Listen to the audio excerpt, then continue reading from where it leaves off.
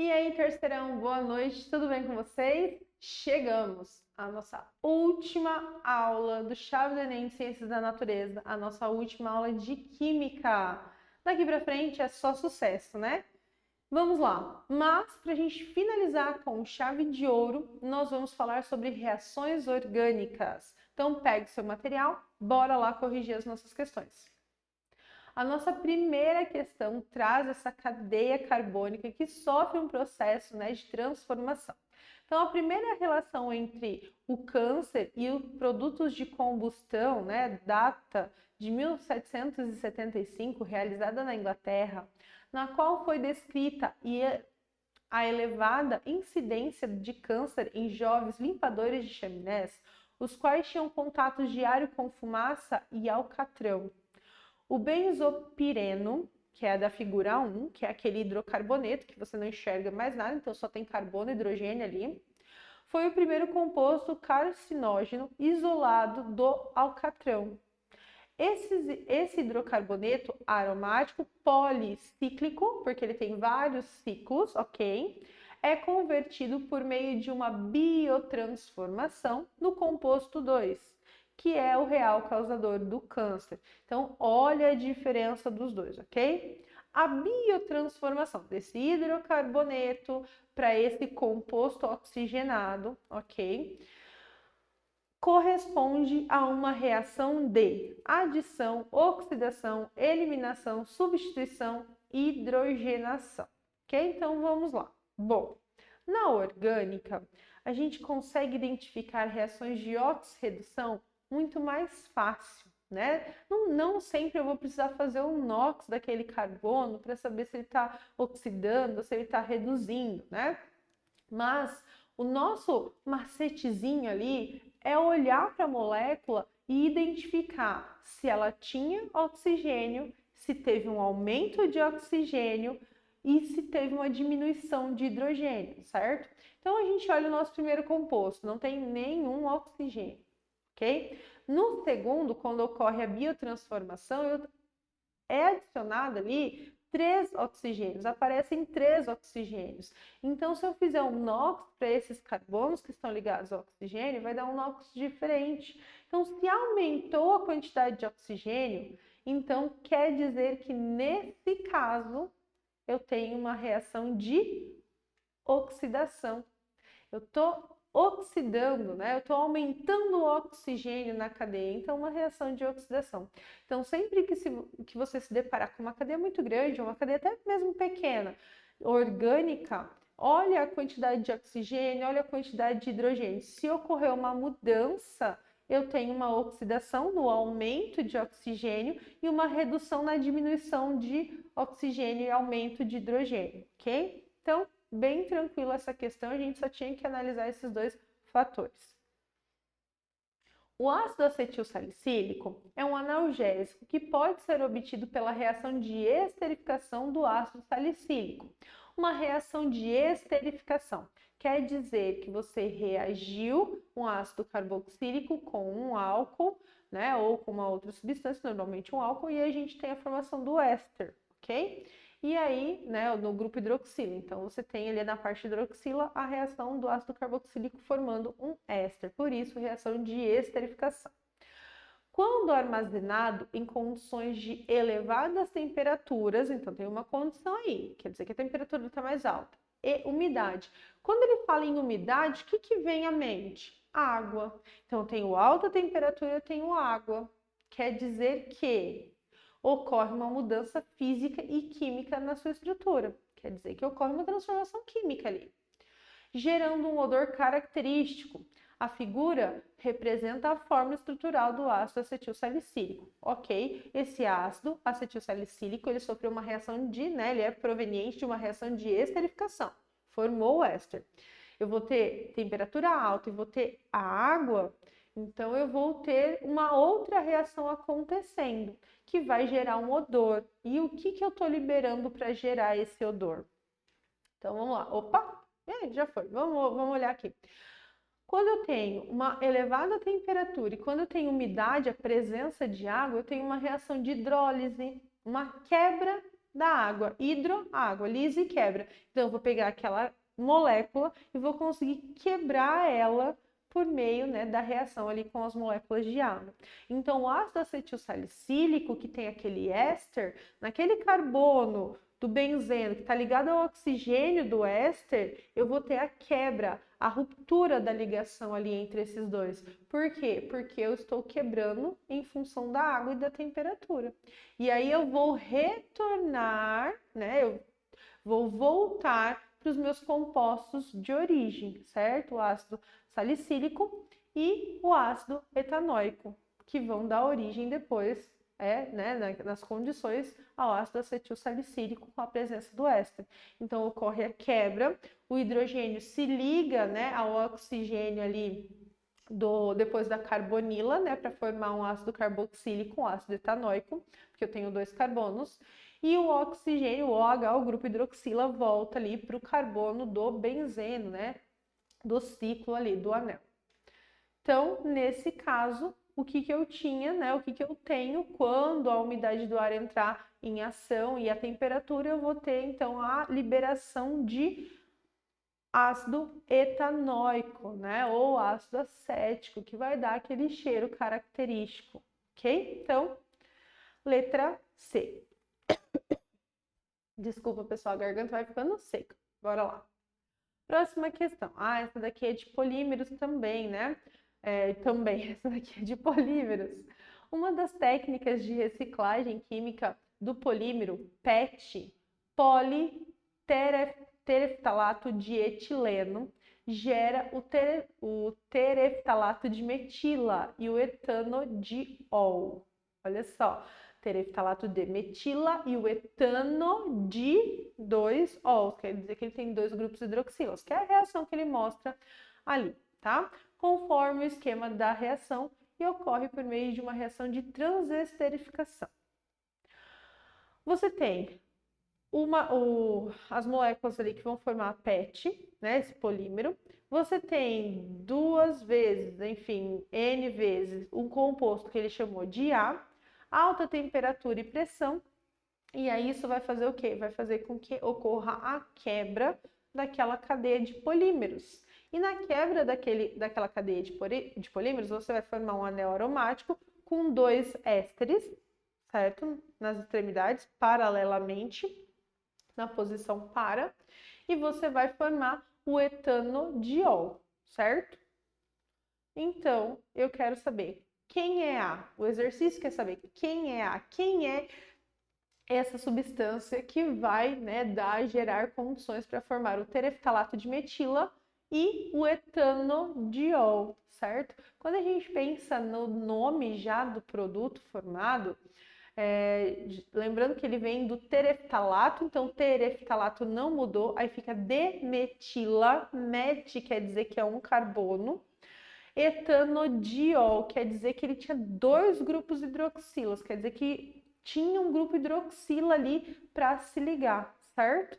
Então, a gente pode tirar ali ácido etanóico, anidrido etanóico, a gente vai ficar só com os METs, metano, metanol e éter metílico. Só que eu preciso de grupos hidroxilas, porque eu vou formar 2 diols, eu vou formar 2 grupos, eu vou conseguir encaixar ali na molécula, na quebra, 2 grupos hidroxilas. Então, nesse caso, a única resposta que a gente poderia ter é o metanol, mas vamos dar uma olhadinha? Olha só. A quebra vai acontecer ali onde eu tenho o éster, tá vendo? Tá pontilhadinho? Então, bem ali vai ocorrer a quebra do oxigênio com o carbono. E aí, nesse caso, vai ocorrer o quê? A adição do metil ali, do MET, do carbono. Tanto no éster que vai ficar na parte superior, quanto no paralelo a ele, né? E os 2 ols, por quê? Porque eu vou usar 2 metanol.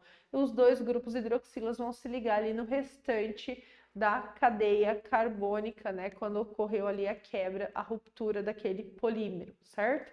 Então, formando ali, ó, o metil ali, Então, nesse caso, a nossa resposta correta é o metanol, né? Então, olhem todos os nomes, olha certinho todas as características, que isso também já vai ajudando vocês a responder a questão, né? Quando ele fala do tereftalato, então quer dizer que o tereftalato não mudou.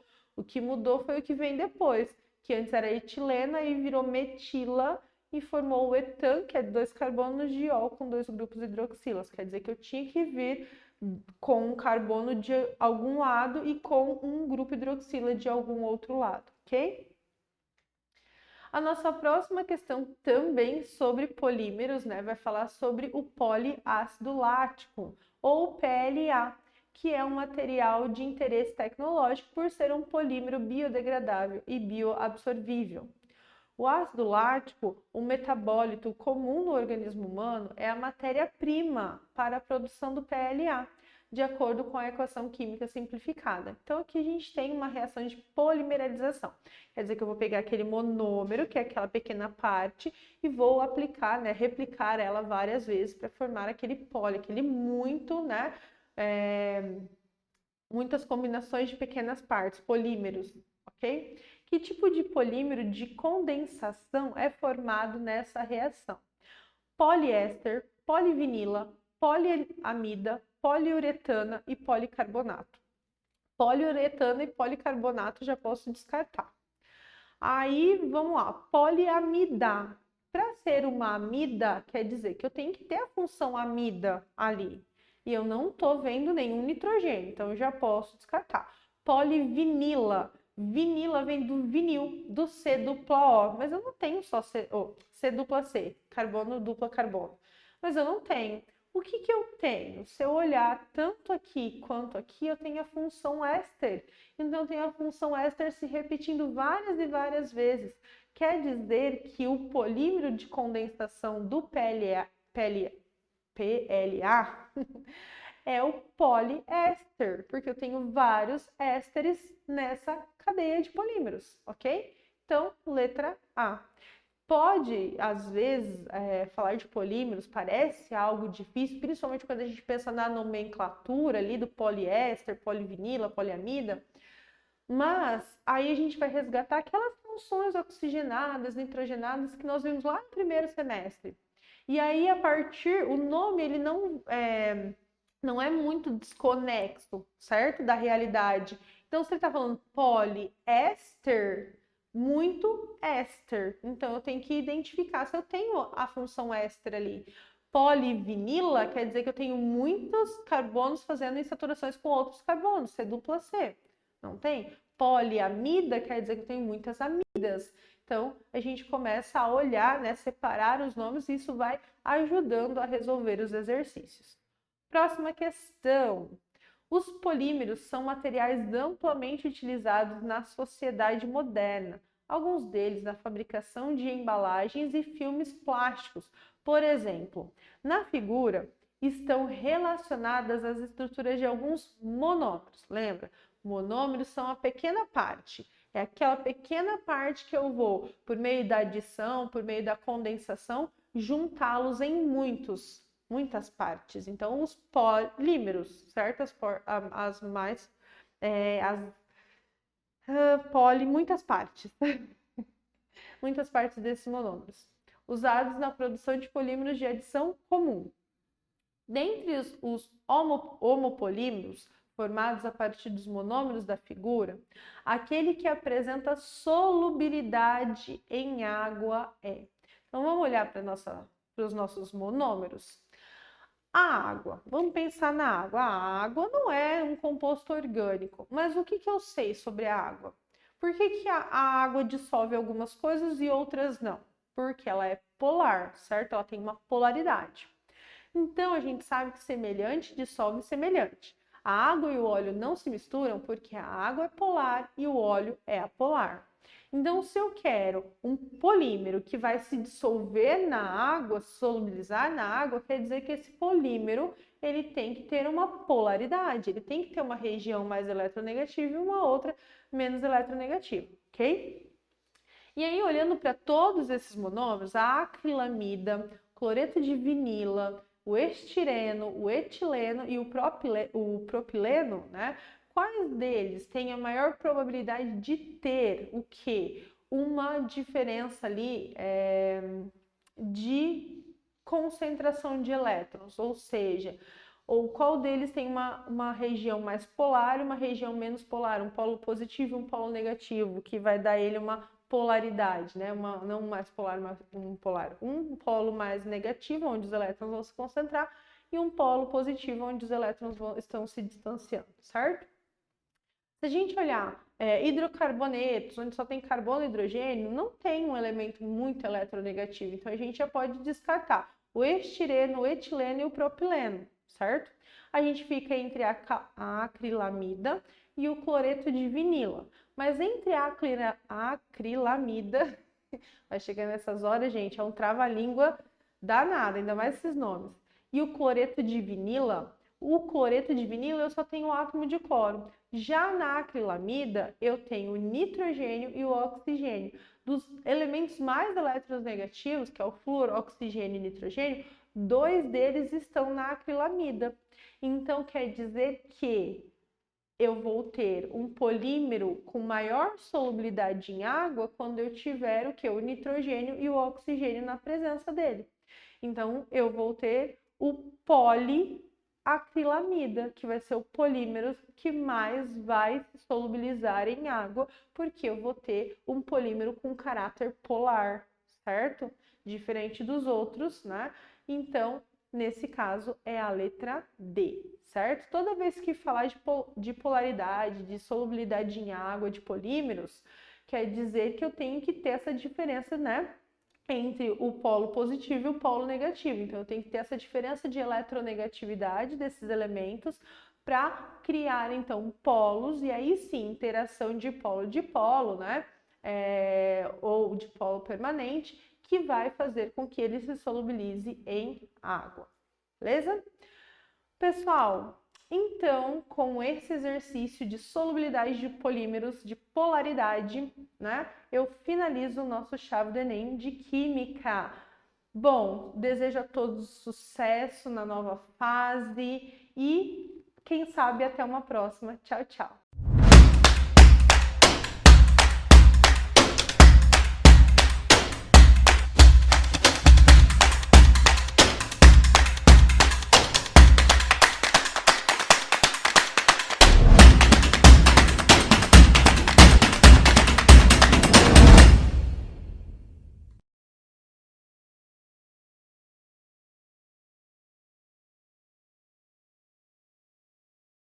Fala galera, tudo bem? Professor Júnior aqui mais uma vez no nosso Chave do Enem de número 8.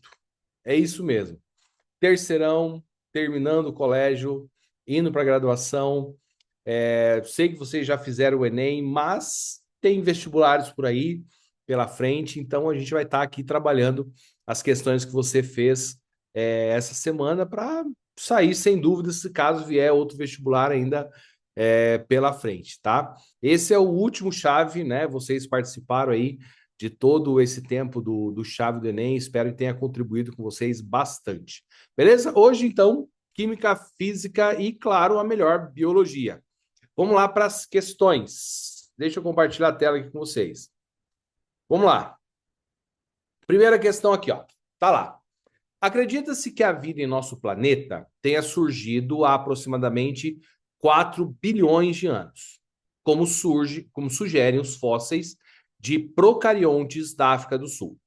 Descobrir como a vida se originou sempre foi assunto bastante controverso, sobre o qual foram formuladas várias hipóteses com o objetivo de explicar como isso aconteceu.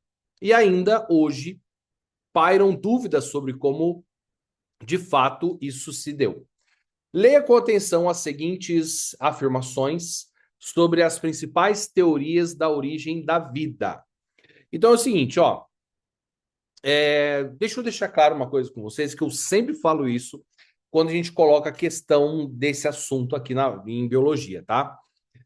Você que é do Colégio Adventista, você que é parceiro da Educação Adventista, que compra os nossos materiais, né? Adquire os nossos materiais, você vê que Nós somos confessionais, nós somos criacionistas, né? Pregamos isso, mas nós também apresentamos a teoria evolucionista. Por que isso?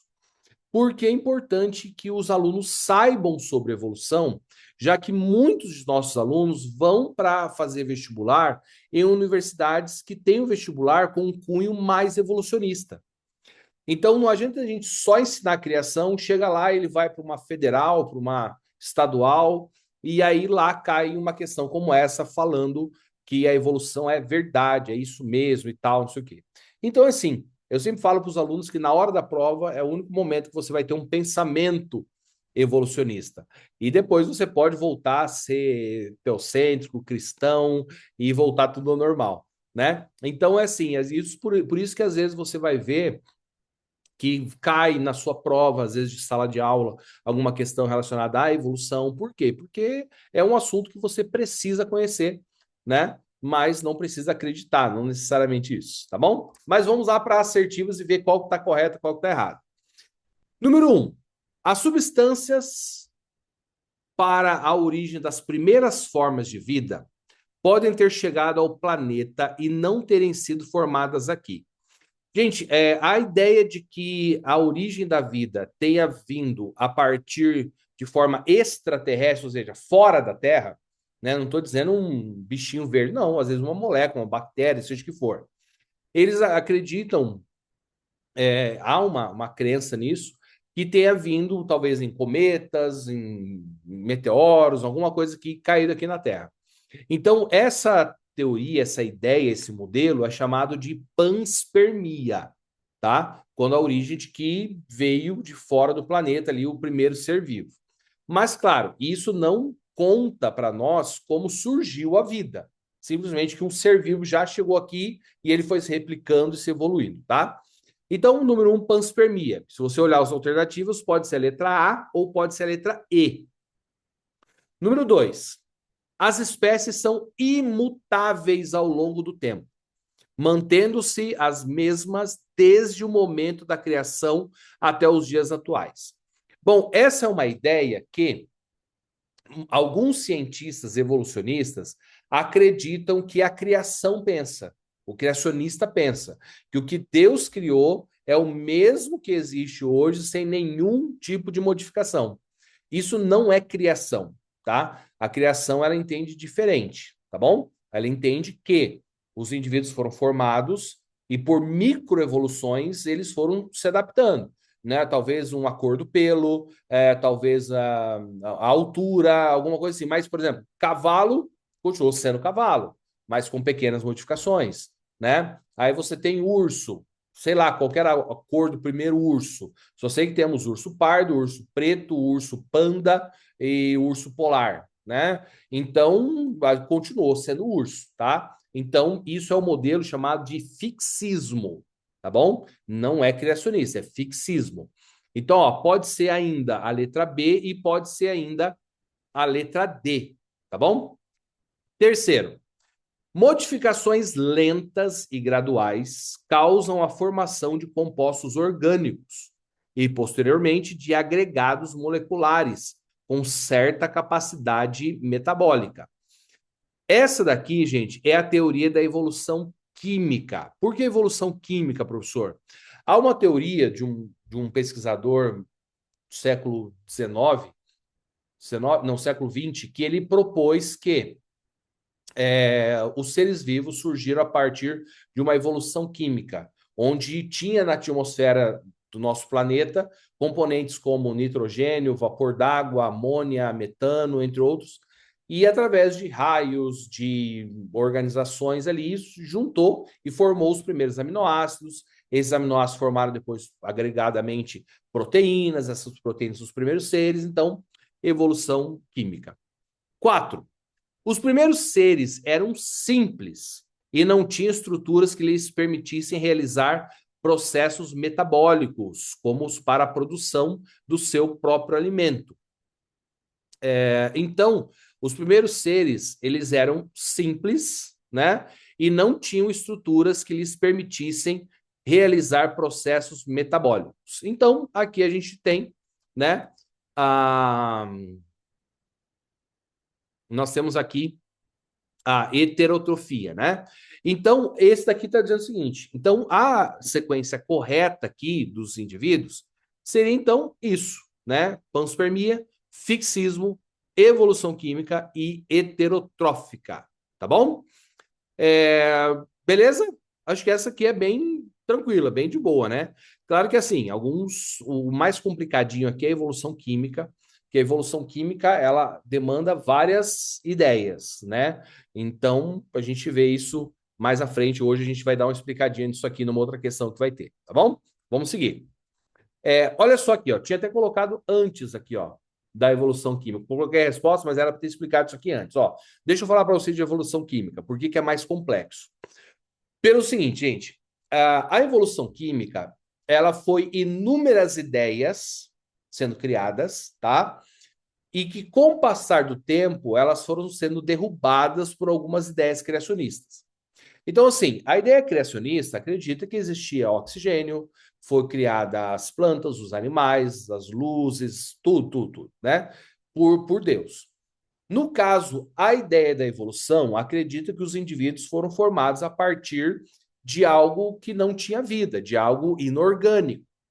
E aí surgiu essa ideia do Oparin. O que ele colocou aqui? Aqui você tem a atmosfera como ele imaginava que era. Tinha lá metano, amônia, hidrogênio e vapor d'água, né? Aí ele imaginava que tinha isso na atmosfera.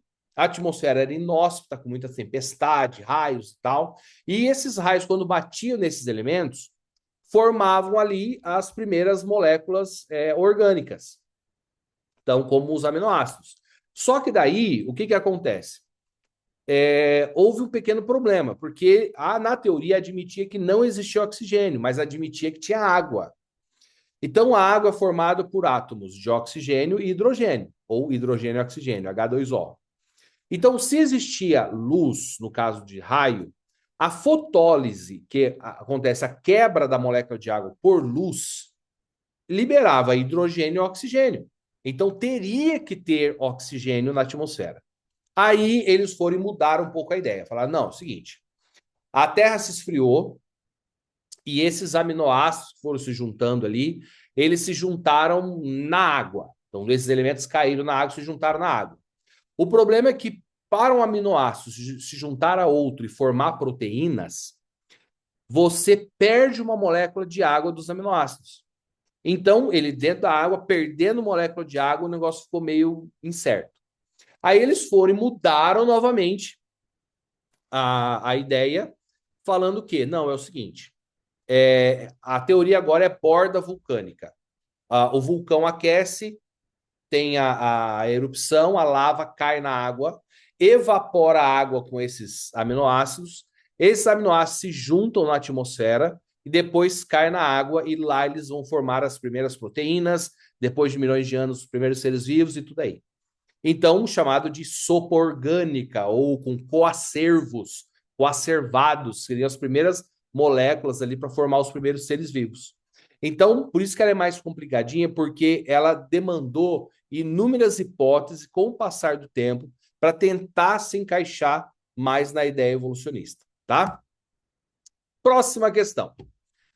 O livro A Origem das Espécies foi publicado na Inglaterra em 1859. Seu autor, Charles Darwin, defendia que organismos vivos evoluem através de um processo que chamou de seleção natural. A primeira edição do livro se esgotou rapidamente. Muitos abraçaram de imediato sua teoria, visto que resolvia inúmeros quebra-cabeças da biologia. Contudo, os cristãos ortodoxos condenaram o trabalho como uma heresia. A teoria de Darwin, na qual as pesquisas sobre Lucy se baseiam, é amplamente aceita e aplicada na atualidade. Porém, no momento, a sua elaboração, em meados do século XIX, causou polêmicas a partir da imagem e do texto, uma contestação à teoria de Darwin, fundamentada-se na formulação conhecida hoje como... Bom, a principal contestação hoje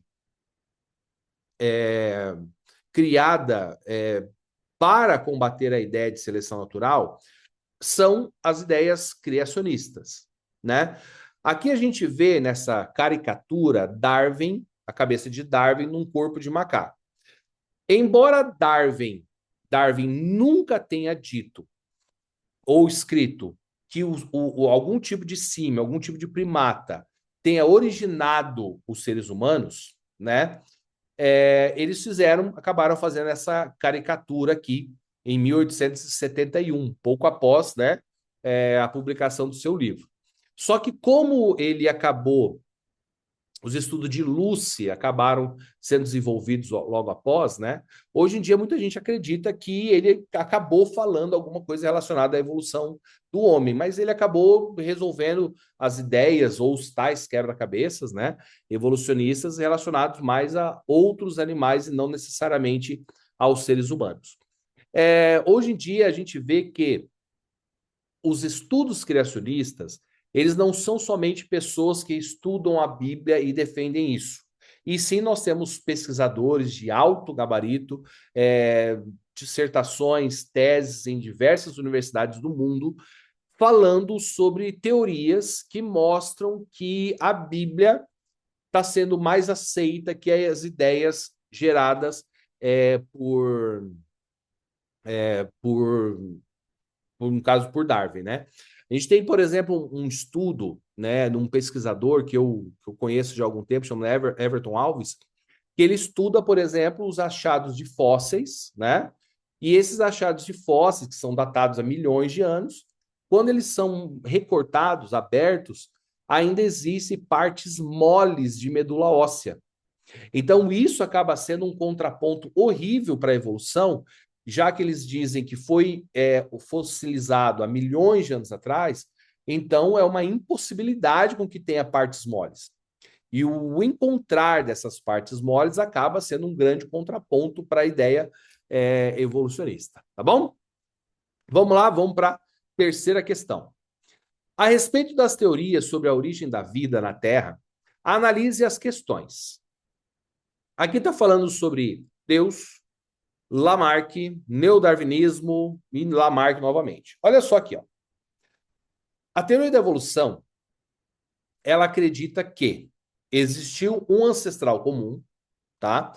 Então, lá na ideia da evolução química surgiu ali, quem sabe, um primeiro ser muito semelhante às bactérias. E depois, com o passar ali de mais ou menos 2 milhões de anos de evolução, surgiram ali a teoria endossimbiótica, onde algum tipo de bactéria fagocitou cloroplastos e mitocôndrias, formando as cianobactérias, que daí produziriam oxigênio. E depois, aí, de mais de 1 milhão de anos, surgiriam os primeiros indivíduos que necessitavam de oxigênio. Então, eles acreditam que um ser único originou todas as espécies como nós as conhecemos hoje. Então, isso é chamado de macroevolução, é uma evolução muito grande, né? Você tem, por exemplo, uma das ideias evolucionistas é que as aves vieram de algum tipo de réptil. Então, você imaginar que a ave é o ser vivo com o sangue mais quente da natureza, com 40 graus Celsius. E você tem um réptil que é de sangue frio, né? O sangue dele fica de acordo com o ambiente.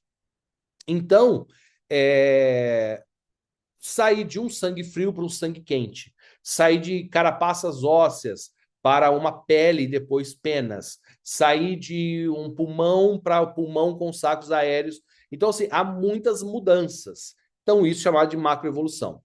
O fixismo foi o que eu disse ali na primeira questão. O fixismo, ele acredita que o que Deus criou é exatamente o que existe hoje, sem nenhum tipo de mudança. Já o criacionismo, ele acredita diferente. Ele acredita que Deus criou indivíduos básicos e nesses indivíduos básicos tiveram pequenas modificações, mas que manteram dentro do tipo básico. Então a gente não sabe qual foi, por exemplo, o primeiro casal de vacas, né? Mas a gente sabe que hoje, devido à reprodução, permutações gênicas, crossing over, houve aí uma diversificação enorme de raças, assim como cavalo, gato, entre outros tantos indivíduos aqui, tá? Então, isso aqui seria um exemplo, eles chamam de floresta filogenética, então é diferente. Aqui está o exemplo, por exemplo, da microevolução, né? Você tem ali, por exemplo, um lagarto, outro tipo de lagarto, um lagarto como camaleão, um lagarto com uma lagartixa, mas lagartos ainda sendo lagartos, né? E a macroevolução já seria uma mudança muito grande, né? Você teria de um réptil para uma ave, entre outras coisas, né? Aqui, uma ideia não de origem da vida, mas de adaptação à vida. Você tem, por exemplo, o Lamarck, né? O Lamarck, ele acreditava que o indivíduo, quando ele tinha alguma característica muito atípica, é porque ele usava demais aquele órgão ou não usava tanto.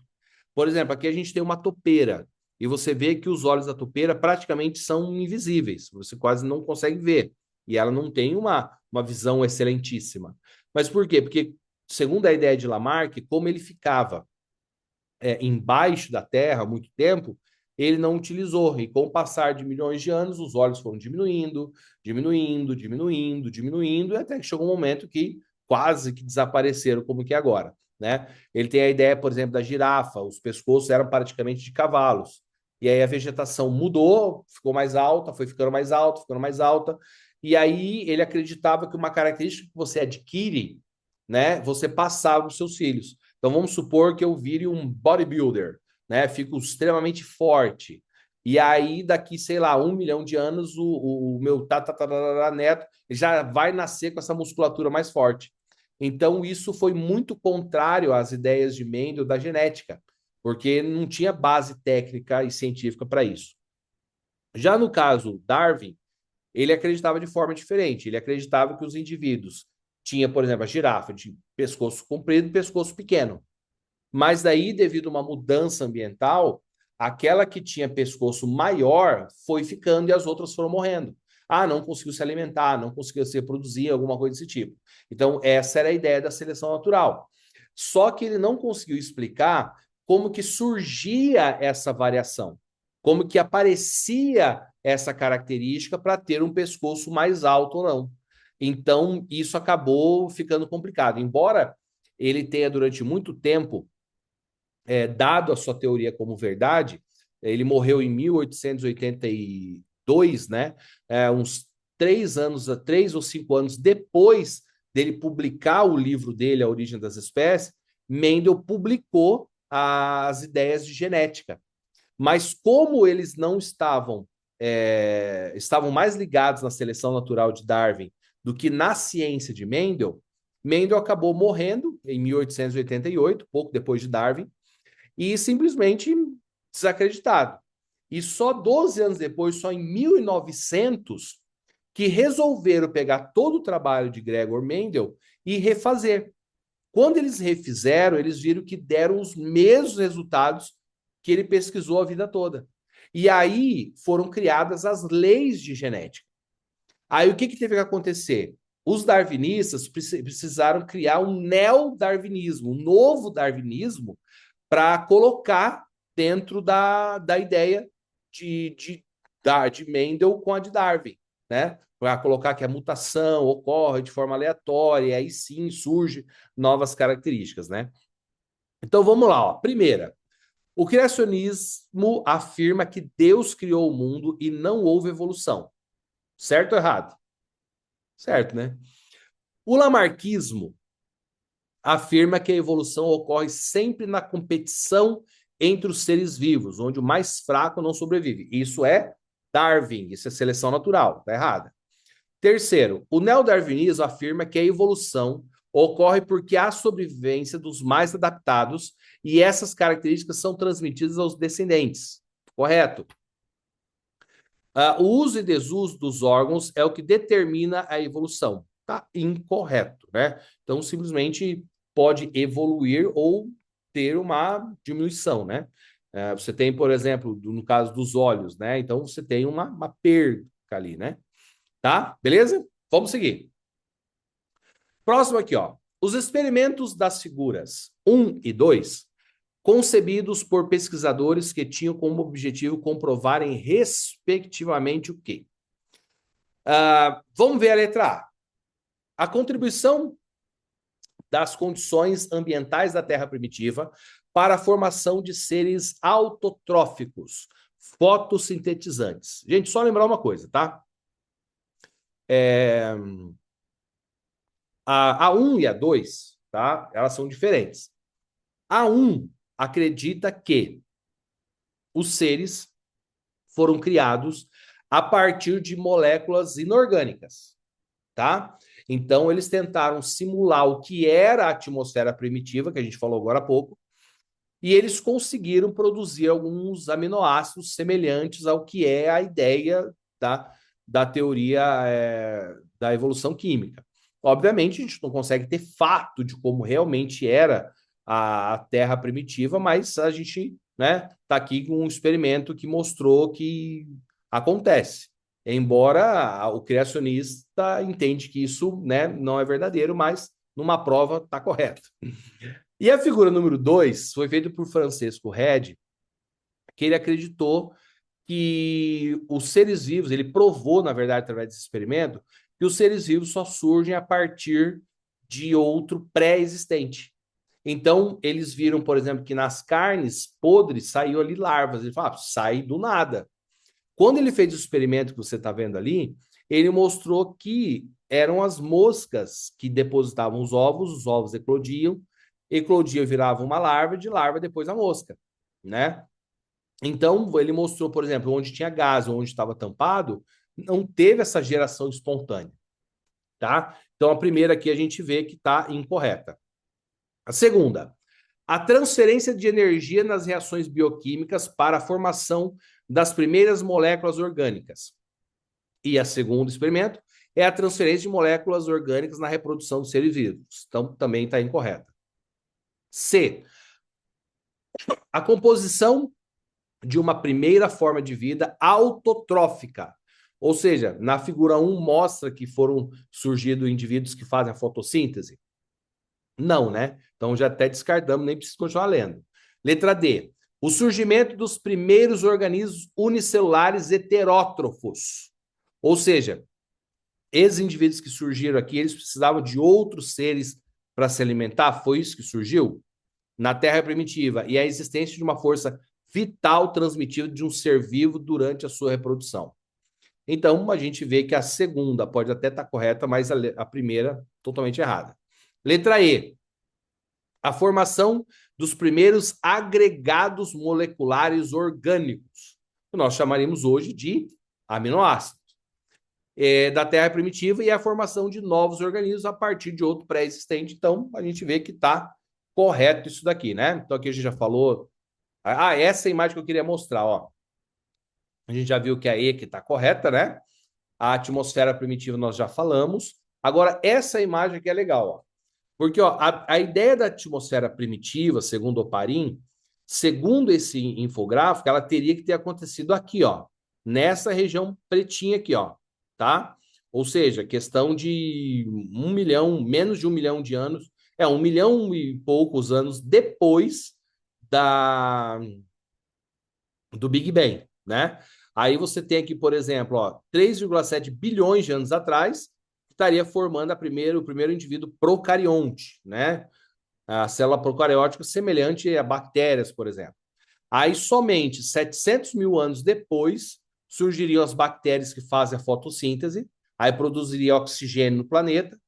Aí, só 1 bilhão de anos depois, né? Ou há 2 bilhões de anos atrás, seriam os primeiros indivíduos eucariontes, que daí eles já conseguiriam pegar outros indivíduos, se alimentar de células semelhantes que a nossa hoje.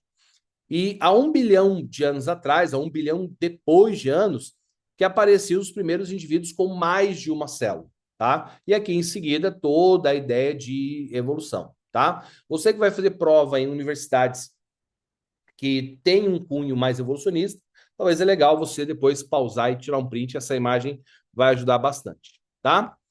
E vamos aqui para a última questão. Analise a seguir algumas afirmativas sobre a origem da vida na Terra. Na teoria da biogênese, um ser vivo só pode se originar de outro ser pré-existente. Bom, correto. 2. A teoria da panspermia cósmica e a teoria da biogênese são sinônimos? Não. A teoria da biogênese acredita que um ser é produzido a partir de algo inorgânico, algo, né, não tem vida. E a panspermia cósmica acredita que um ser vivo simples veio de um outro planeta. Então, errado. Não são sinônimos. 3. O trabalho de Pasteur, Head e Needham defendem a teoria da biogênese. O de Pasteur, sim, que é aquele que criou a pasteurização, que ele fez aquele experimento com um balão com pescoço de cisne, né? Que ele mostrou ali que as bactérias só surgem a partir de bactérias pré-existentes, né? Red foi aquele que fez o experimento anterior que a gente viu, né? Que está dentro a carne nos potes, né? Então também é de biogênese. Agora o Needham foi diferente. O Needham ele fez um pote também, colocou ali alguns vegetais, como feno, entre outras coisas, e aqueceu. E quando essa água ficou escura, ele viu que criou alguns micro-organismos. E aí ele falou: não, ó, tá vendo? Criou dessa palha aqui e tal, então é a biogênese. Só que hoje a gente sabe que algumas bactérias conseguem ter uma resistência ao calor. Então, muito provável que elas já estavam ali naquele caldo quando ele fez. Então, elas não são biogêneses, os três, não. 4. Os coacervados ou coacervatos não são considerados seres vivos. Está correta, né? Os coacervos que eu disse para vocês naquela sopa orgânica da evolução química seriam as primeiras estruturas para formar daí os novos seres vivos que vieram ali, de acordo com aquele infográfico que a gente viu, 1 milhão de anos após o Big Bang, tá bom? Bom, espero que tenha aprendido bastante hoje. Esse tema de evolução você sempre vai ver nos concursos que você for fazer. Se você for fazer um dia concurso para professor, se você for fazer os seus vestibulares futuramente, sempre vai ter algo relacionado à evolução. Então, como eu disse, nós somos criacionistas, mas a gente apresenta a evolução porque você precisa saber aí para suas provas. Beleza? Ok, tudo de bom para vocês e quem sabe a gente se vê aí em outro momento estudando. Valeu, gente. Um grande abraço, fique com Deus, até mais.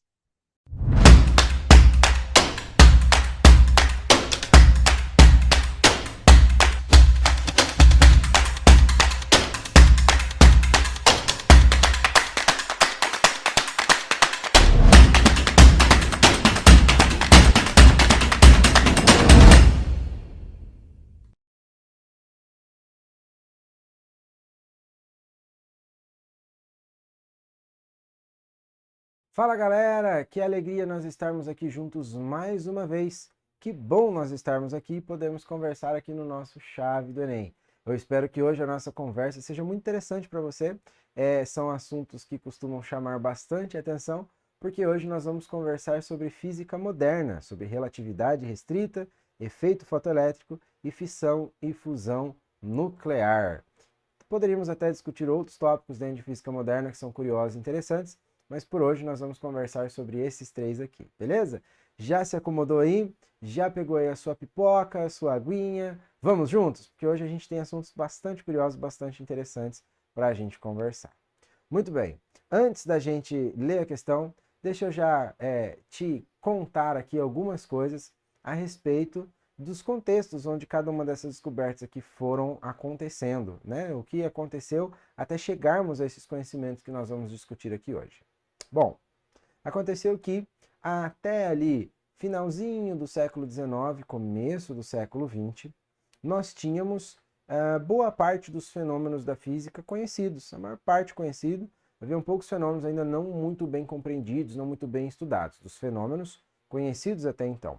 No início do século XX, nós temos uma revolução nesse conhecimento, com algumas novas sugestões que começam a aparecer, umas novas percepções e fenômenos que até então não tinham uma explicação boa, começam a ser explicados de maneiras muito novas, muito inusitadas. Isso abre espaço para novas áreas de estudos e revoluciona a forma como a física era entendida.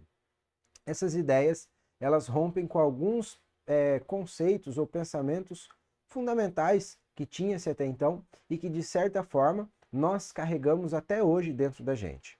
No nosso pensamento, na nossa filosofia, na nossa forma de enxergar o mundo, é comum nós pensarmos, por exemplo, no tempo como uma coisa imutável, como uma sequência de instantes que vai passando um a um e nada interrompe esse fluxo passageiro do tempo.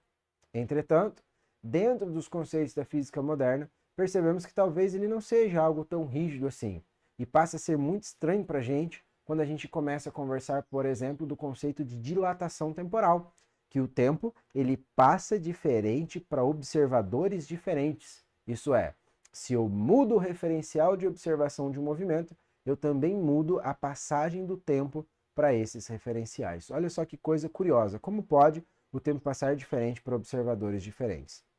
Não estou aqui me referindo à percepção da passagem do tempo, mas ao tempo em si, como entidade, como coisa.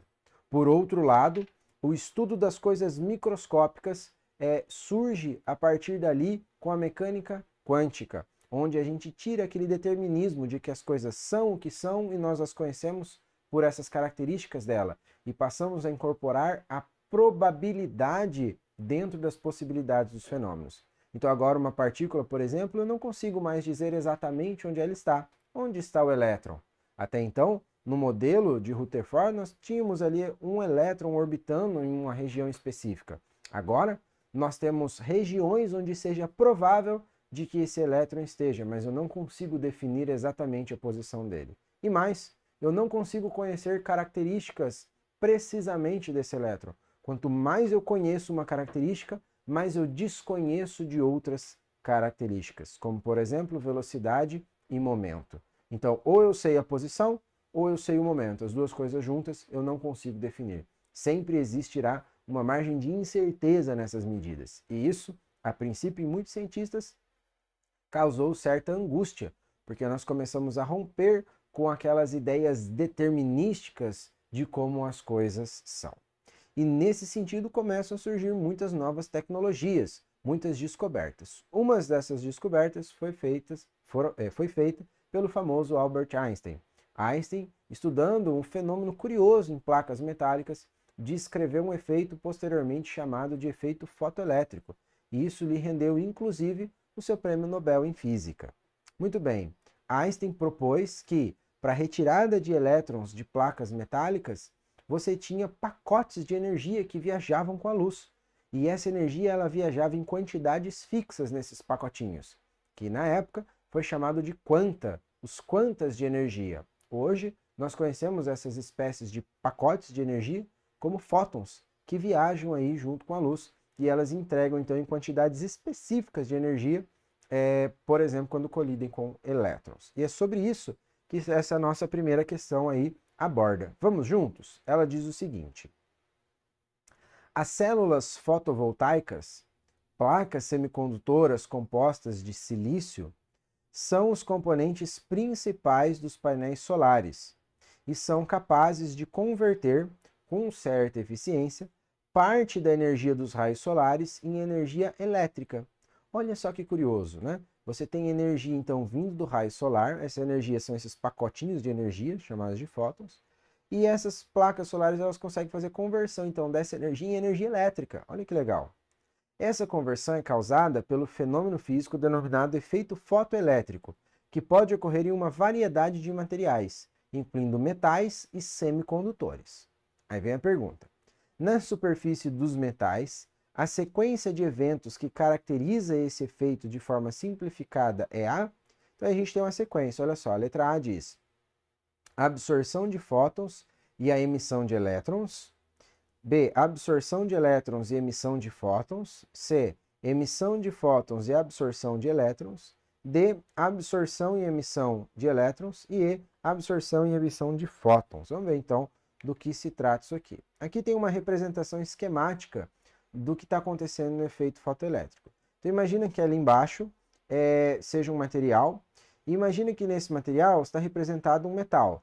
Você lembra que nos metais você tem ligações metálicas e, portanto, você vai ter ali elétrons que eles estão viajando, né, na rede eletrônica ali desse material. Quando você tem, então, aqueles segmentos, aquelas setinhas azuis, né, parecendo uma cobrinha ali, são a representação das ondas de luz chegando nesse material. Nessas ondas de luz, então, você tem esses pacotinhos quantizados de energia. O que é quantizado? O que significa essa palavra? Significa que ele tem um valor específico. A energia do fóton, ela tem um valor específico, ela não fica mudando. É um valor quantizado, ou um valor discreto, alguns também preferem dizer. Então, você tem esses pacotinhos de energia que estão viajando ali naquela luz. Quando esses pacotinhos de energia, então, atingem ali a superfície metálica, eles podem ser absorvidos no átomo. E eles são absorvidos pelo elétron. Você lembra lá da química, você já estudou a respeito do salto quântico, né? Você tem, então, o núcleo atômico, e conforme você vai se afastando desse núcleo atômico, você tem orbitais, e você tem suborbitais, você tem camadas orbitais, suborbitais, onde esses elétrons ocupam. E cada vez que um elétron salta de um orbital para outro, isso demanda energia. Então, quando ele salta para uma camada mais externa, né, mais próxima da camada de valência do átomo, então esse elétron ele precisa absorver energia. Quando ele volta para uma camada mais interna, ele precisa liberar energia, e ele libera um fóton, ele libera luz. Você já estudou isso lá, por exemplo, quando você estudou fosforescência e fluorescência, né, os processos de emissão de luz utilizando átomos, por exemplo, né? Entretanto, nesse caso aqui, o que a gente tem é um processo contrário. Você tem o pacotinho de energia que é o fóton, esse pacotinho de energia ele está viajando e ele atinge o elétron, e o elétron absorve essa energia. E agora, então, esse elétron ele vai ter energia para saltar para uma camada mais externa. Acontece que se esse elétron ele está na camada de valência, ele não tem uma camada mais externa para ele saltar, não é verdade? Então ele vai saltar para fora desse átomo e você vai ter, então, a emissão de um elétron. Se você tem aqui, então, uma placa metálica e você cria uma diferença de potencial ali, o que vai acontecer é que para cada um desses elétrons, então, que estão saltando, você criou um caminho para que eles percorram, porque lembra que cargas livres têm a tendência de se direcionar a regiões de maior potencial. E você gera uma corrente elétrica, então, neste circuito, né? Olha só que interessante.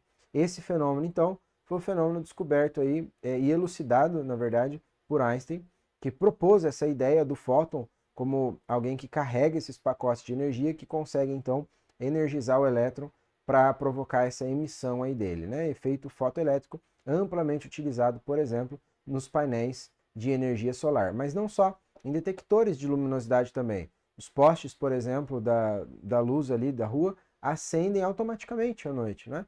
Eles acendem automaticamente porque você tem sensores lá que funcionam justamente com esse efeito fotoelétrico para ligar essa luz, ok?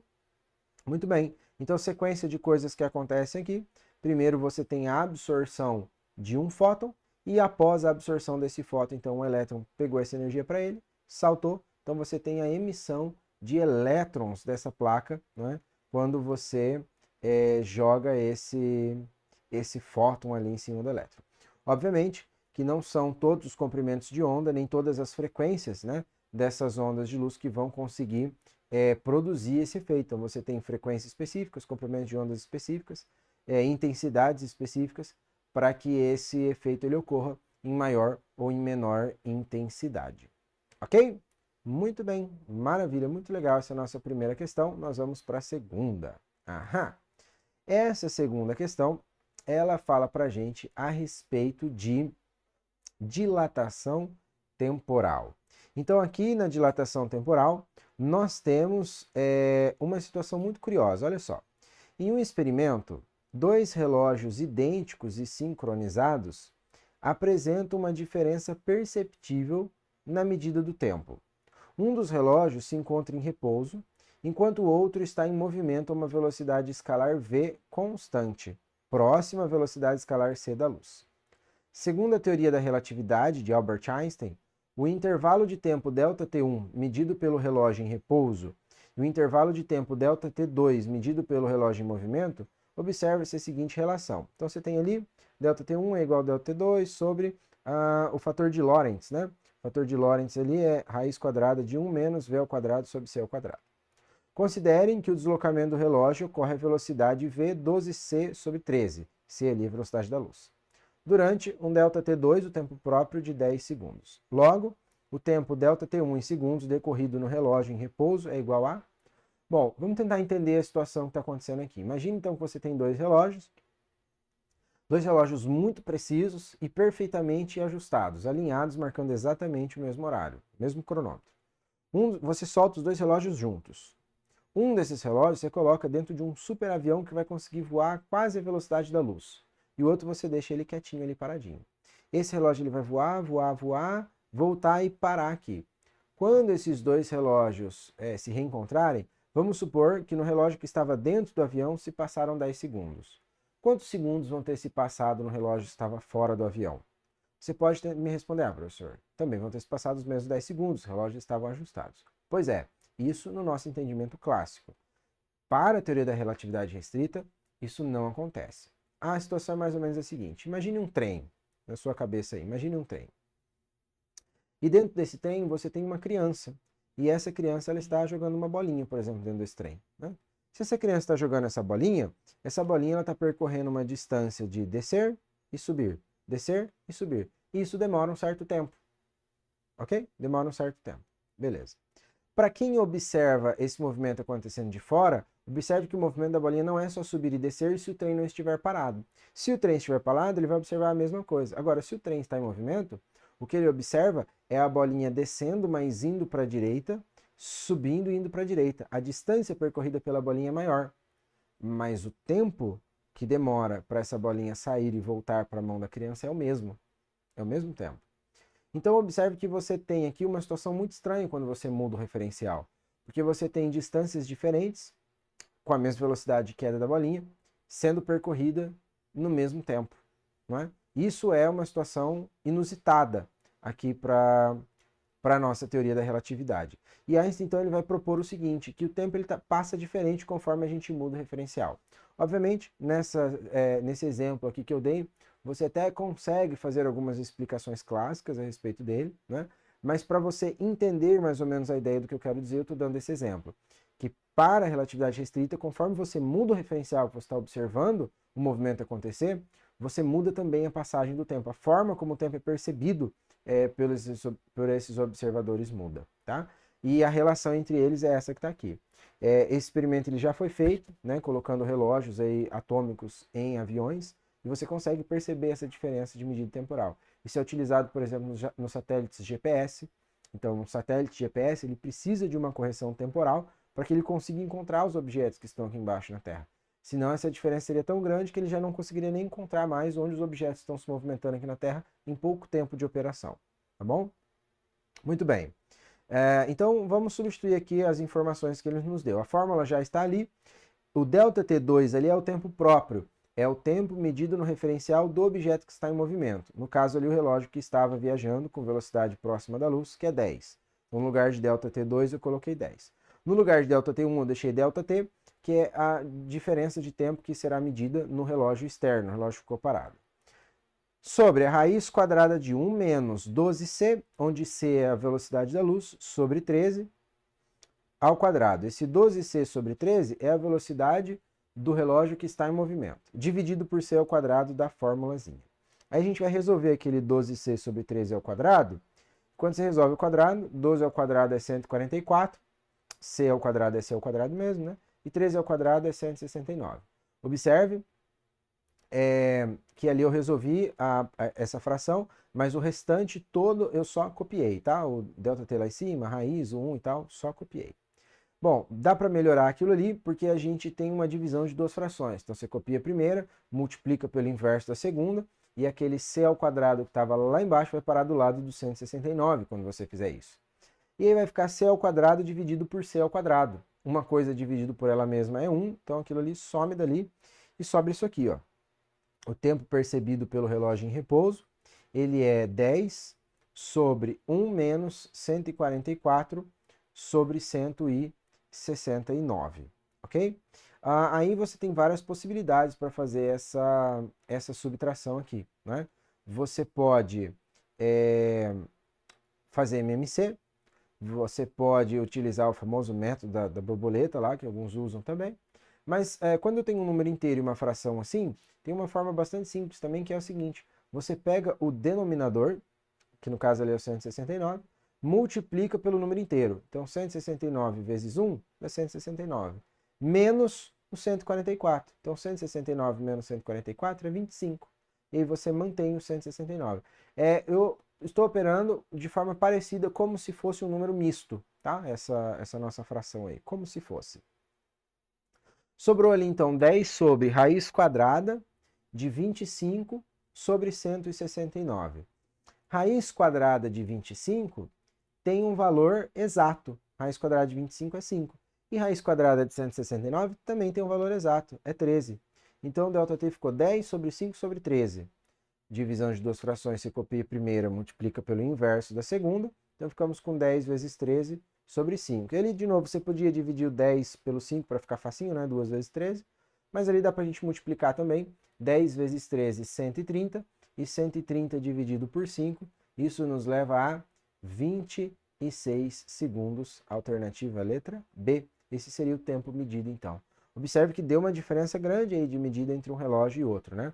Para objetos que viajam próximos à velocidade da luz, ok? Questãozinha muito interessante sobre dilatação temporal, né? Um assunto curioso que costuma trazer certo até desconforto quando a gente começa a pensar, né?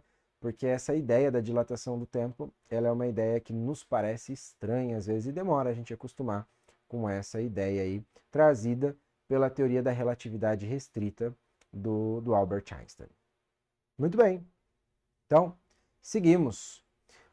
Temos aqui a nossa próxima questão. Essa nossa próxima questão tem algumas alternativas aqui para a gente verificar a veracidade delas, ok? Diz assim, ó, considere as afirmações abaixo acerca das teorias da física moderna. Então, temos aí algumas afirmativas, e dessas afirmativas nós vamos então tentar verificá-las, tá? Número 1. As energias dos elétrons emitidos variam com a frequência da luz incidente quando luz incide sobre uma superfície metálica. Afirmativa 2. A massa de um fóton depende de sua frequência. Número 3.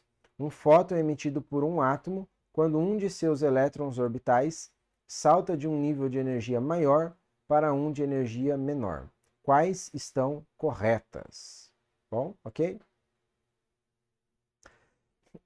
Bom, a alternativa 3, eu acho que ela é mais direta, porque isso aqui a gente já viu em outros momentos. Um fóton é emitido por um átomo quando um de seus elétrons orbitais salta de um nível de energia maior para um de energia menor. Então, se ele está em uma camada mais externa, um nível de energia maior, quando esse átomo salta, né, para uma camada menor, quando ele vai chegando mais próximo do núcleo, ele precisa liberar essa energia extra que ele tem. E essa energia extra, de fato, ela é liberada na forma de fótons, Então, essa 3 é correta, né? O famoso salto quântico. Ele pula para dentro do átomo e ele libera energia, então, quando faz isso, na forma de um fóton. Beleza.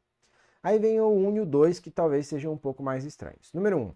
As energias dos elétrons emitidos variam com a frequência da luz incidente quando luz incide sobre uma superfície metálica. Então, quando a gente tem luz incidindo sobre uma superfície metálica,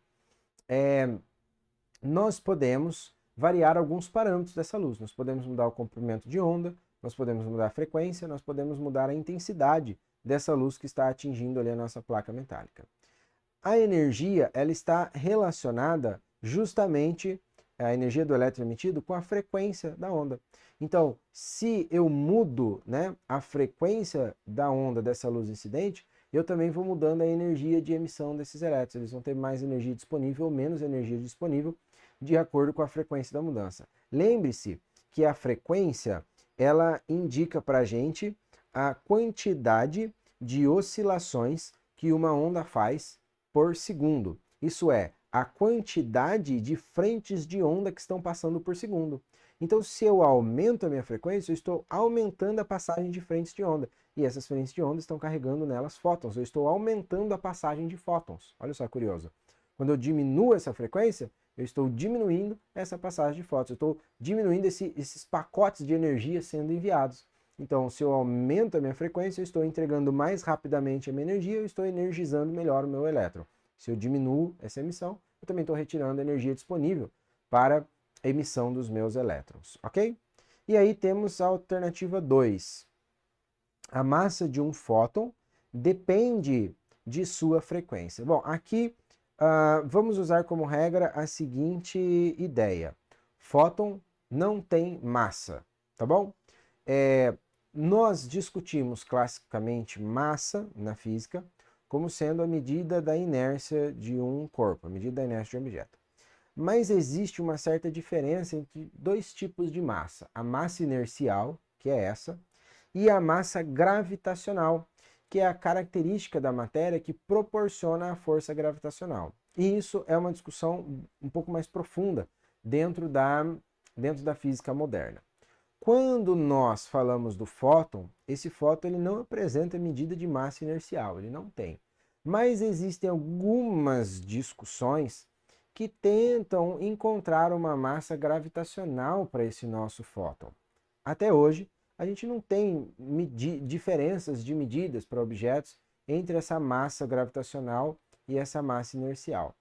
Alguns estudos sugerem que a massa desse fóton ela possa existir gravitacionalmente. Isso não é exatamente um consenso, mas existem algumas medidas e ainda assim ela é tão pequena, tão pequena, tão pequena, tão pequena, tão pequena, a ponto de a gente dizer que ela é desprezível, tá bom? Então, vamos com a máxima de que a massa do fóton não tem, tá bom? Que um fóton não tem massa. Então, olha o que ele diz aí. Além de dizer sobre a massa desse fóton, ele ainda está dizendo que depende da frequência desse fóton, né? Lembrando que o fóton é esse pacotinho de energia, mas cada uma dessas partículas, elas têm uma natureza dual, elas podem ser interpretadas como uma partícula ou também como uma onda. Então ele está dizendo aí que a massa desse fóton depende da frequência dele. Isso não é verdade, tá bom? Ainda que ele tivesse uma massa consensual, essa massa não dependeria da frequência dele, o que nos leva então à alternativa letra C. Apenas as alternativas 1 e 3 estão corretas, ok? As outras alternativas aí, no caso a alternativa 2, ela é uma alternativa incorreta para a gente. Beleza? Muito bem. Voltamos aqui então a falar a respeito da teoria da relatividade. Bom, a teoria da relatividade restrita, formulada por Albert Einstein em 1905, é um dos marcos mais importantes na história da física. Essa teoria revolucionária introduz conceitos que desafiaram as ideias tradicionais sobre espaço, tempo e movimento, levando a uma compreensão radicalmente nova do universo físico. Uma das ideias-chave é a constância da velocidade da luz no vácuo, que tem implicações profundas sobre a forma como o espaço e o tempo estão interconectados. Então vamos lá, vamos voltar numa discussão que a gente estava fazendo agora há pouco. Lembra do exemplo que eu falei sobre o trem? E da criança ou de alguém com a bolinha dentro do trem, de quem observa dentro e fora do trem? Vamos melhorar esse exemplo agora, porque com a bolinha, você pode perceber, professor, mas tem uma velocidade horizontal aí que é relativa, a velocidade dela vai mudar, né, dependendo do referencial que eu olhar. E é verdade, então classicamente a gente pode utilizar essa transformação aí da velocidade e tentar entender o que está acontecendo com essa bolinha. Entretanto, olha só que discussão que acontece agora. O que será que aconteceria se eu trocasse essa bolinha por um feixe de luz? Eu acendo uma lâmpada em cima do vagão desse trem, eu deixo um espelho na parte de baixo, de maneira que essa luz desce da lâmpada, bate no espelho e volta. Bom, o que acontece é o seguinte, já antes dessa discussão toda, James Maxwell, ele já tinha calculado a velocidade da luz e chegado a um valor constante para essa velocidade da luz, dentro lá da teoria eletromagnética. Bom, a pergunta que começou a surgir após isso foi o seguinte, tá bom, essa é a velocidade da luz, de acordo com qual referencial? O que ou qual ponto eu estou utilizando para ter referência para essa medida da velocidade da luz? Porque você lembra lá dos estudos de mecânica, que sempre que a gente vai medir a velocidade de alguma coisa, a posição de alguma coisa, a gente precisa de um referencial, a gente precisa dizer em relação a que ela tem essa velocidade, em relação a que ela tem essa posição, essa distância. A gente não consegue fazer medidas absolutas assim em relação a nada. Mas Maxwell chegou nessa velocidade da luz de acordo com as equações do eletromagnetismo, mas não se tinha noção de qual era o referencial utilizado para medir essa velocidade da luz. E passou-se a procurar qual é o referencial de medida dessa velocidade da luz. E por alguns anos foi tentado, né, houveram tentativas de tentar encontrar quem era esse referencial. Uma das sugestões mais famosas que aconteceram ao longo da história foi a história do éter. Então você tinha algo semelhante ou parecido com um campo, né, que está recobrindo o universo inteiro. Aqui, quando eu digo campo, eu digo em relação aos campos, por exemplo, o campo gravitacional, o campo elétrico, o campo magnético. Existia um éter que era o meio pelo qual a luz fluía. Então a luz ela se propagava nesse tal éter que estaria no universo inteiro. É o meio cujo qual a luz se propagaria. E a velocidade da luz encontrada lá por James Maxwell seria a velocidade da luz em relação a esse tal éter. Passaram-se a tentar encontrar, então, várias formas de tentar detectar esse éter. E esse éter nunca foi detectado a ponto da teoria ser posteriormente abandonada. Mas houve um experimento muito curioso, e vários experimentos desse tipo, mas dessa dupla ficou muito famosa, que foi a experiência de Michelson e Morley. Qual foi essa experiência do Michelson e Morley? Eles pensaram o seguinte, tá bom, então já que a luz ela está viajando, a gente consegue tentar identificar esse referencial, esse éter, alguma coisa assim? Se eu conseguir ver a luz indo e vindo e tentar ver a diferença de velocidade dela em relação a esse éter. Porque se ela está se deslocando em relação a esse tal éter, então, se eu meço em referenciais diferentes, eu vou ter que ter diferença nessa velocidade da luz. O pensamento foi o seguinte, vamos pensar no planeta Terra orbitando em relação ao Sol. Se, enquanto a Terra está indo em uma direção, ela está andando em um sentido nesse tal éter. Quando a Terra está voltando do outro lado da órbita, ela tem que estar andando na outra direção em relação ao éter. Então, se a gente medir a velocidade da luz em uma época do ano e em outra época do ano em relação a esse tal éter, tem que dar diferença. Eles criaram um aparelho chamado de interferômetro e começaram a tentar medir essas diferenças na velocidade da luz. E o que eles encontraram foi que não tinha diferença nenhuma. O éter foi completamente abandonado e passou-se a fazer novos experimentos e chegou-se à conclusão, então, de que independe do referencial cujo qual você mede a velocidade da luz. Se esse referencial está a favor da luz, se ele está em movimento, se ele não está em movimento, a luz sempre tem a mesma velocidade, independente do referencial. E isso muda para a gente o nosso problema lá do trem. Porque a bolinha, ela não tem a mesma velocidade independente do referencial, mas a luz tem. Então observe que se eu observo de dentro do trem ou de fora do trem, independente da velocidade que o trem possa ter, não existirá velocidade relativa em relação à luz, porque ela tem a mesma velocidade independente do referencial. Então eu olhando de dentro ou de fora do trem, a velocidade da luz ela é a mesma, mas ela está percorrendo distâncias diferentes em tempos iguais. Então a partir daí, Einstein propõe, com esse pressuposto de que a velocidade da luz ela é constante, independente do referencial que eu uso, ele propõe duas ideias. A da dilatação temporal e 2, a ideia da contração do espaço, ok? Então, eu consigo perceber espaço sendo contraído e eu consigo perceber tempo sendo dilatado. E foram feitos experimentos posteriores a isso para tentar comprovar. Um deles foi o que eu comentei com vocês a respeito dos relógios atômicos super precisos, um colocado em um avião e outro não, e você consegue verificar essa diferença da medida do tempo. Mas também, quanto maior for a velocidade, mais próxima for da velocidade da luz, maior essa dilatação temporal percebida e menor a contração espacial. Mas vamos lá então, vamos voltar aqui para a nossa questão aqui. Aí tem mais um detalhe, isso dentro da relatividade restrita, tá bom? Porque nós também podemos ter a posterior a isso, que é a relatividade geral. Quais são as consequências disso, dessa interação, no contexto gravitacional, né? Então, a relatividade geral ela vai expandir essa ideia depois e tentar entender essas relações dentro do contexto gravitacional. Bom, então, sobre a relatividade restrita, assinale a alternativa incorreta. Letra A.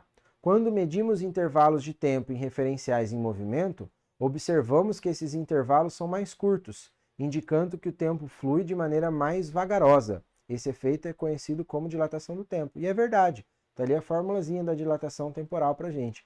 Quando a gente mede intervalo de tempo em referencial em movimento, a gente observa que para esse referencial em movimento, o tempo próprio dele, os intervalos são mais curtos, indicando que o tempo flui de maneira mais vagarosa para esse referencial em movimento. Esse efeito é a dilatação do tempo. Letra B. Apesar de bem fundamentada teoricamente, a teoria da relatividade restrita ainda não foi comprovada experimentalmente. Isso não é verdade, isso aqui é incorreto, tá bom? Então a letra B aqui seria a alternativa incorreta. Ela já foi comprovada experimentalmente, a gente tem experimentos, inclusive usa ela para várias tecnologias hoje em dia. A letra C diz que ao medir o comprimento de um objeto em referencial em movimento, notamos que esse comprimento é menor em comparação com a medição feita quando o objeto está em repouso em relação ao observador. Esse fenômeno é chamado de contração do espaço. Está ali também à direita a formulazinha da contração do espaço. Observe que quanto maior o V, mais perto a fração vai ficar de 1. 1 menos 1 é 0, né? Quanto maior a velocidade, menor a contração percebida ali. É mais próximo de 0, então o L' ali vai ser multiplicado por 0, né? Vai ficar cada vez menorzinho o resultado ali, então é maior, né? A contração do espaço. D. De acordo com a teoria da relatividade restrita, nenhum corpo material pode se deslocar com velocidade igual ou superior que a velocidade da luz. Sim, se essa velocidade da luz é constante, é a máxima do universo, então nada vai passar nessa velocidade da luz. E nada que tenha massa também consegue chegar a essa mesma velocidade. Depois as próximas teorias vão dizer isso também. Letra E. Existe uma equivalência entre energia e massa, sendo que essas duas grandezas se relacionam pela equação E igual a mc², a famosa equação de Einstein, que de fato relaciona aí para a gente energia e massa de um objeto, em que C é a velocidade da luz. Muito bem, isso nos leva aqui à nossa última, que diz o seguinte: o filme Oppenheimer é um sucesso de bilheteria e levantou discussões diversas sobre o uso de energia nuclear. O filme descreve as ações de um grupo de cientistas e militares durante a produção das bombas atômicas que foram utilizadas na Segunda Guerra Mundial, matando centenas de milhares de pessoas nas cidades japonesas de Hiroshima e Nagasaki. Tais bombas liberam grande quantidade de energia durante Então nós temos dois processos que podem acontecer para a liberação de energia atômica. O primeiro deles é o processo que acontece em estrelas, por exemplo, como o Sol. Você tem ali dois átomos de hidrogênio, que eles são colididos de maneira muito brutal, né? Ali no caso, a gente tem um deutério e um trítio, que são isótopos, né, do nosso hidrogênio, e eles se fundem, formando então um átomo de hélio e a liberação de um nêutron, tá bom? E mais energia, muita energia, muita energia. Esse processo a gente ainda não consegue dominar ele muito bem para a produção industrial de energia, mas atualmente tem sido feito alguns progressos nesse processo. E nós temos esse que é mais utilizado na Terra, que você tem um átomo grande, instável, ali a gente tem o urânio 235 como exemplo, que é um dos materiais que podem ser usados com isso, que é um isótopo do urânio natural, né? E com ele vai colidir, a gente joga nesse átomo, então, um nêutron. Quando esse nêutron colide, ele colide de maneira também muito brutal, que faz com que esse átomo se rache, né? E esse átomo, então, ele vai virar em dois. No caso ali, desse urânio, ele está se tornando ali, ó, um átomo de bário, um criptônio, e vários nêutrons. Esses nêutrons, se você tiver outros átomos de urânio 235 próximos, vão bater nesses outros átomos, quebrar esses outros átomos e iniciar uma reação em cadeia. Essa reação em cadeia libera muita energia, que é utilizada tanto nos reatores nucleares para a produção de energia elétrica, quanto nas bombas nucleares, o que nos leva à alternativa letra C. Então aqui embaixo, você juntar os átomos de hidrogênio é um processo de fusão, ali o processo de quebra de átomos é um processo de fissão, então a alternativa correta é a letra C, fissão de átomos por meio do bombardeio de nêutrons. E aí nós chegamos ao final da nossa discussão de hoje. Eu deixo aqui com você o meu abraço, um beijo, nós nos vemos na próxima. Tchau, tchau.